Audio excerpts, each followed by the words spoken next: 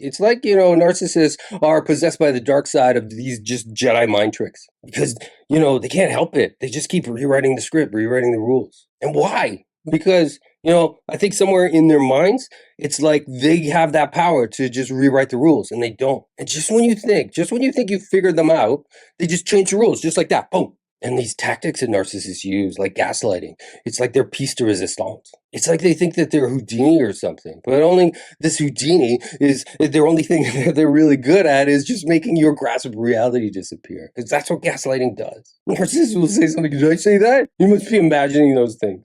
It's like they've turned life into a game of Twister. And you find yourself like bent over backwards and twisted, all trying to figure out where the truth is. Another tactic you gotta be aware of is just narcissistic projection.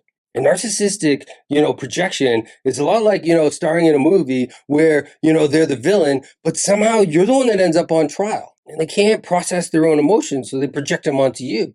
So they say things like, I'm not angry, you're the one who's angry. It's like, what? It's like being in a Kafka novel where, up is down and left is right. But the thing stays the same is you always seem to be wrong. Another tactic to watch out for is just called blanket statement. These blanket statements are things like, you always do this. You never understand me. It's like they got a script from like a really bad soap opera. And you're like suddenly this unsuspecting guest star who's just been sentenced to just a lifetime of plot loops. Another tactic that narcissists use is just called diverting focus. It's something you got to kind of keep an eye on. Because they have this weird way of just playing like, where's Waldo? But Waldo is the truth, and it's suddenly hiding in plain sight. Because you be talking to a narcissist about something, and then, they could just stop the conversation. Says, why are we talking about what I did with your friend did something like it was way worse than that? And you realize these conversations where diverting focus is used, it's almost like being in a maze with no exit. It's like being trapped in a riddle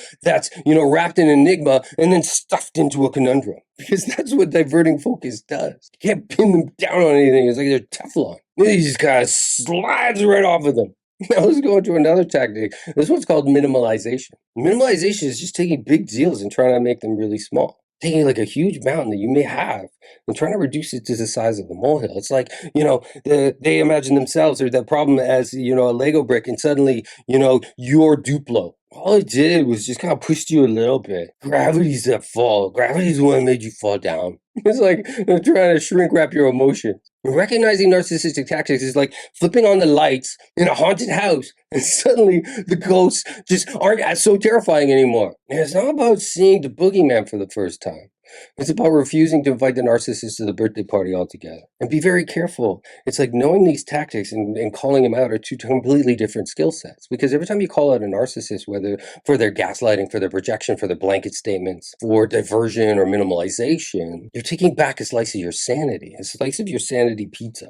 Like you can know it, you can think it, but there's no point in sharing that with them. Because in the face of narcissistic manipulation, it's like your clarity, it's like your resilience, and your refusal to be minimized. Like this is your knowledge, this is your power. It's not about jumping deep into that narcissistic cesspool of sludge. It's about creating your own superhero story, your own origin story. Because as we kind of navigate through these narcissistic relationships, what we realize is that we're not just weathering a storm, we're learning to surf through the chaos and turning narcissistic little mind tricks into just kind of stepping stones to just a bigger and higher self and a more powerful and more aware self. Because these are childish games played by childish minds. So it's like, welcome to the Justice League of Emotional Well-Being. So we're just kind of coming to the end of this video. I really hope that you enjoyed it and you got a lot out of it. If you don't know who I am, my name is Miles. I'm a recovery coach and I help people kind of process the trauma and understand this narcissism. You're already starting, the cognitive part of recovery, which is understanding the stuff that kind of goes on in the background that we start to ignore and we start to see, and it kind of opens up our eyes. And the next phase to recovery is the emotional integration, kind of taking that story, taking our experience, and redefining what those experiences mean. Because this ends up being our story, and we end up writing the end. If you want to find more about my program, you can type Recovery in the comments, and I'll post a link to the program. And thank you for supporting Narcovery. It's a passion project of mine, and I've been running for a really long time. And I'm so glad when the information kind of gets out there and people resonate with it.